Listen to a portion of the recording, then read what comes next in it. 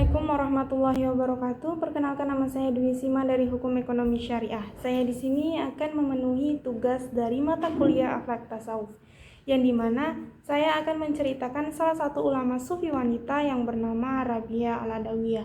Jadi Rabi'ah Al-Adawiyah ini lahir di kota Basrah, Irak. Beliau lahir sekitar abad ke-8 tahun 713 sampai 717 Masehi. Ia dilahirkan dari keluarga yang sangat miskin dan merupakan anak keempat dari 4 bersaudara, sehingga ia dinamakan Rabi'ah yang berarti anak keempat. Ayahnya bernama Ismail. Ketika malam menjelang kelahiran Rabi'ah, keadaan ekonomi keluarga Ismail itu memburuk, sehingga ia tidak memiliki uang bahkan penerang pada saat istrinya ini mau melahirkan. Beberapa hari setelah kelahiran Rabi'ah, Ismail bermimpi bertemu dengan Nabi Muhammad. Dalam mimpinya dia berkata pada Ismail agar jangan bersedih karena anaknya Rabi'ah akan menjadi seorang wanita yang mulia, sehingga banyak orang akan mengharapkan syafaatnya.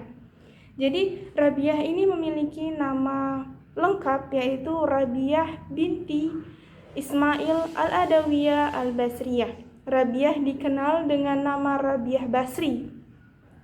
Rabi'ah Basri ini adalah seorang sufi wanita yang dikenal pula dengan kemuliaan dan ketaatannya kepada Allah Subhanahu wa taala.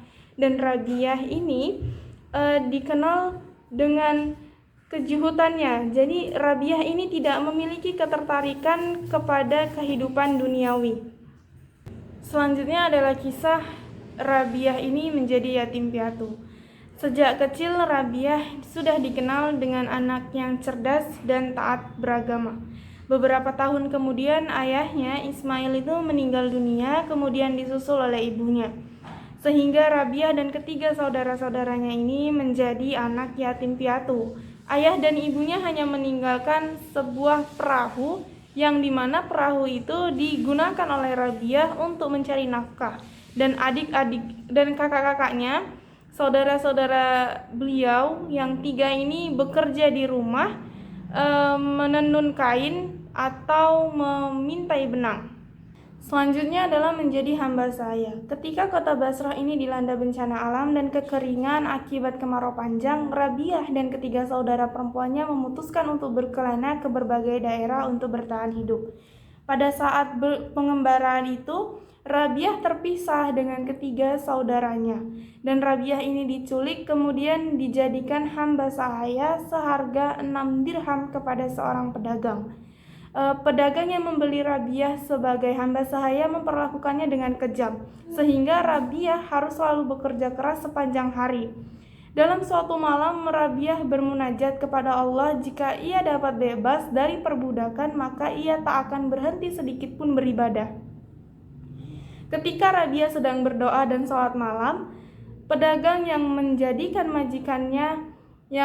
majikannya itu dikejutkan oleh sebuah lentera yang bergantung di atas kepala Rabi'ah tanpa ada sehelai tali pun. Cahaya bagaikan lentera yang menyinari seluruh rumah itu merupakan cahaya sakinah dari seorang muslimah suci. Melihat peristiwa tidak biasa yang terjadi pada Rabi'ah ini, pedagang itu pun takut, kemudian membebaskan Rabi'ah. Sebelum Rabi'ah pergi, pedagang ini menawarkan Rabi'ah untuk tinggal di Basrah dan ia akan menanggung segala keperluan dan kebutuhan beliau. Namun, karena kejuhutannya, Rabi'ah menolak dan sesuai janjinya, jika ia bebas maka Rabi'ah akan mengabdikan hidupnya hanya untuk beribadah. Kemudian selanjutnya adalah kehidupan sebagai sufi dan pilihan untuk tidak menikah. Setelah bebas dari hamba sahaya, Rabi'ah pergi mengembara di padang pasir. Setelah beberapa saat tinggal di padang pasir, ia menemukan tempat tinggal. Di tempat itulah ia menghabiskan seluruh waktunya beribadah kepada Allah. Rabi'ah juga memiliki majelis yang dikunjungi banyak murid. Majelis itu sering dikunjungi oleh jahit-jahit lain untuk bertukar pikiran. Di antara mereka yang pernah mengunjungi majelis Rabi'ah adalah Malik bin Dinar, Sufyan As-Sauri, dan Syaki al-Balki. Rabiah hanya tidur sedikit saja di siang hari dan menghabiskan sepanjang malamnya untuk bermunajat sehingga ia dikenal sebagai pujangga dengan syair-syair cintanya yang indah kepada Allah. Rabiah telah terkenal karena kecerdasan dan ketaatannya ke pelosok negeri sehingga ia menerima banyak lamaran untuk menikah. Di antara mereka yang melamarnya adalah Abdul Wahid bin Zaid, seorang teolog dan ulama. Kemudian ada Muhammad bin Sulaiman al-Hashimi, seorang amir dari dinasti Abbasiyah yang sangat kaya. Juga ada seorang gubernur yang meminta rakyat Basrah untuk mencarikannya seorang istri dan penduduk Basrah bersepakat bahwa Rabiah adalah orang yang tepat untuk gubernur tersebut. Riwayat lain juga menyebutkan bahwa Hasan al-Basri, seorang sufi besar dan sahabat Rabiah juga meminangnya, namun hal itu masih diragukan kebenarannya mengingat Hasan al-Basri ini meninggal 70 tahun sebelum kematian Rabiah. Rabiah menolak seluruh lamaran itu dan memilih untuk tidak menikah. Meskipun tidak menikah, Rabiah sadar bahwa pernikahan termasuk sunnah agama. Rabiah memilih untuk tidak menikah karena ia takut tidak bisa bertindak adil terhadap suami dan anak-anaknya kelak karena hati dan perhatiannya sudah tercurahkan kepada Allah. Tidak ada satupun di dunia ini yang dicintai Rabiah kecuali Allah, sehingga atas dasar itulah Rabiah memutuskan untuk tidak menikah hingga akhir hidupnya. Selanjutnya adalah kisah tentang akhir hidup dari Rabiah. Sekembalinya Rabiah dari Mekah pada saat ia melaksanakan ibadah haji, kesehatan Rabiah ini menurun. Ia tinggal bersama sahabatnya yaitu Abdah binti Abi Sawal yang telah menemaninya dengan baik hingga akhir hidupnya. Rabiah tak pernah mau menyusahkan orang lain sehingga ia meminta kepada Abdah untuk membungkus jenazahnya nanti dengan kain kafan yang sudah ia siapkan sejak lama.